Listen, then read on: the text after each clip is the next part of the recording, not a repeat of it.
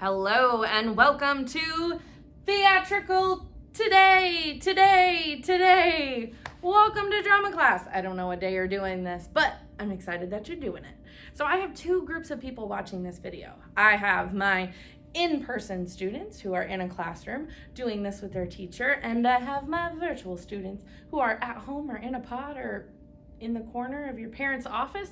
Wherever you are doing school and watching this, I appreciate you tuning in and giving it a try. So we are gonna do some warm-ups. So wherever you are, please stand up, push your chair under, find some space, and let's do this. Here we go. Shake out your right arm, shake out your left arm, shake out your both arms. Shake out your right knee, shake out your left knee, shake out your both knees. Feet together, reach, stretch, yawn.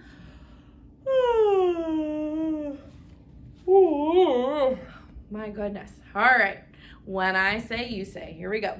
When I say, ooh, ooh, ooh, you say, ooh, ooh, ooh. When I say, you say.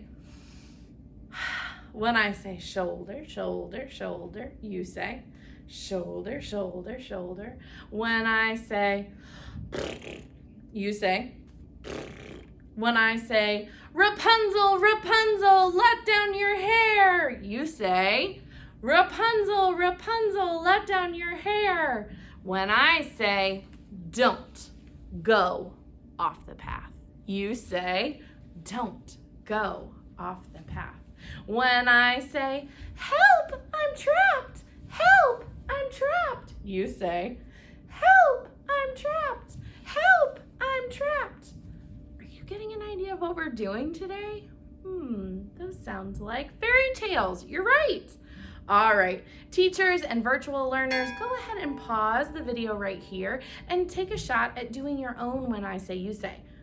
But here's your challenge. Can you make it fairy tale themed? Can you think about your favorite fairy tale character or moment or thing that's said and use that as your when I say, you say? Maybe you're a Three Little Pig, Little Red Riding Hood, Rapunzel. There's so many to choose from. So a fairy tale themed when I say, you say. Let's do it. Pause here and I'll wait for you.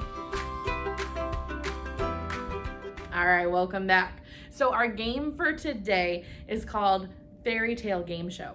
And this is one of my favorite things to do. We usually do it in third grade in drama class and we stretch it out to last 45 minutes. But today we're playing the quick version, okay? So fairy tale, I think I called it game show, fairy tale talk show or hot seat.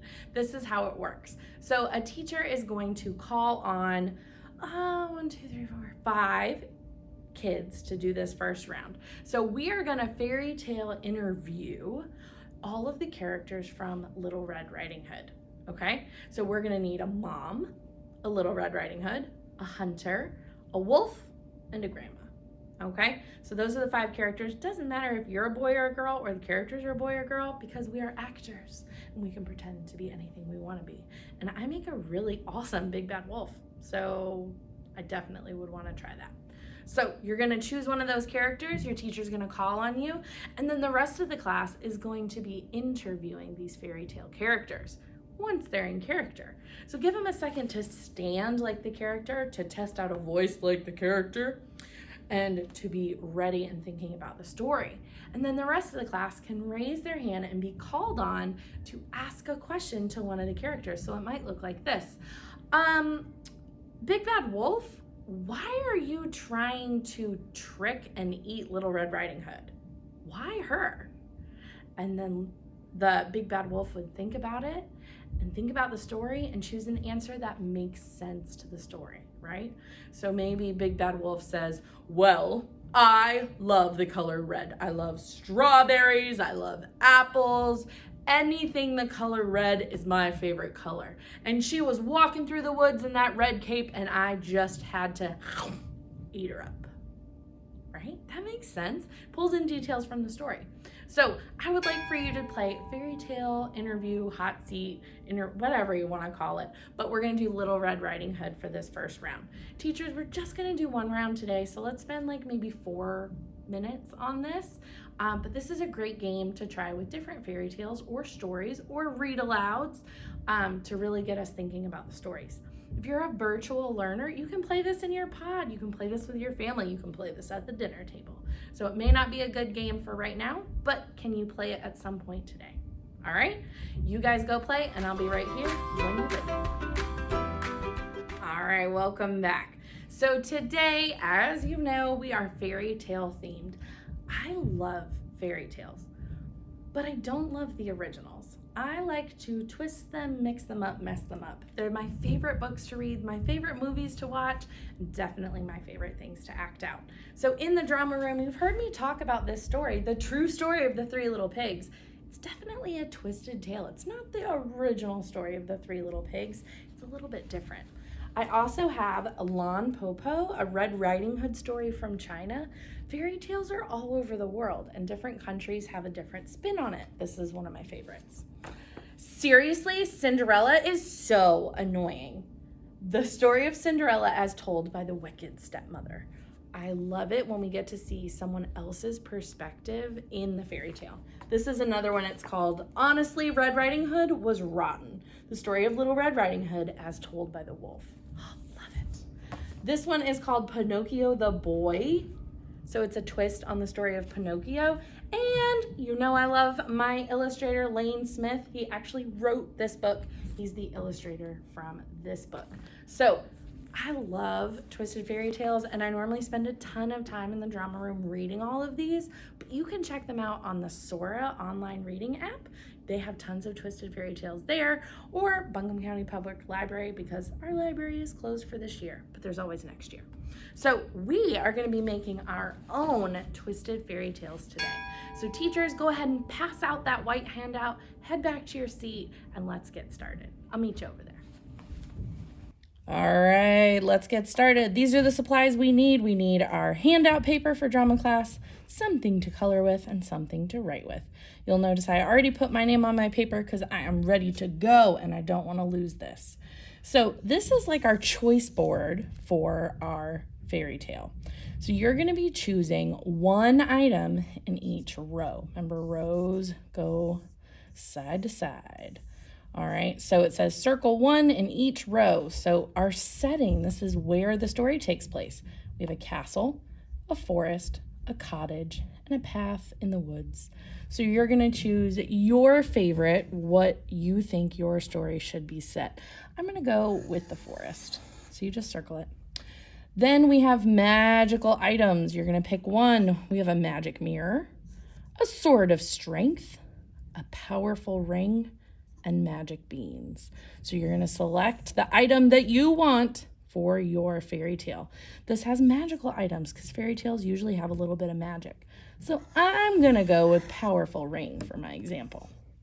Then we have a challenge. So every story has to have some sort of problem or plot thing that makes it interesting, or like a challenge in a video game. So you could rescue a princess. Do you get this reference? Do you know who this is? You could have an evil step-parent. You could break a spell or lose an important item. I think we lose an important item because I've got this ring and a forest, and I feel like those go together. All right, our next row is, it has to include something. So are we solving 3 riddles? Riddles are like questions or problems that you have to answer. Do we have to attend some sort of ball or dance? Is someone going to ignore a warning? So if you think about a story like Little Red Riding Hood, her mom says, don't stray off the path. That was the warning. And she ignores it. So is someone ignoring a warning? Or is someone wearing a disguise?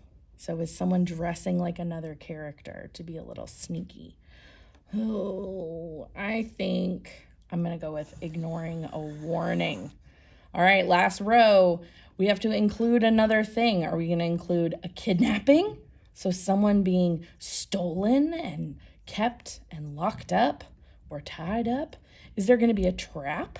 This is a mouse trap, so it doesn't have to be a mouse trap, obviously, but maybe there's a giant hole in the ground or someone trying to sneak up and trick someone.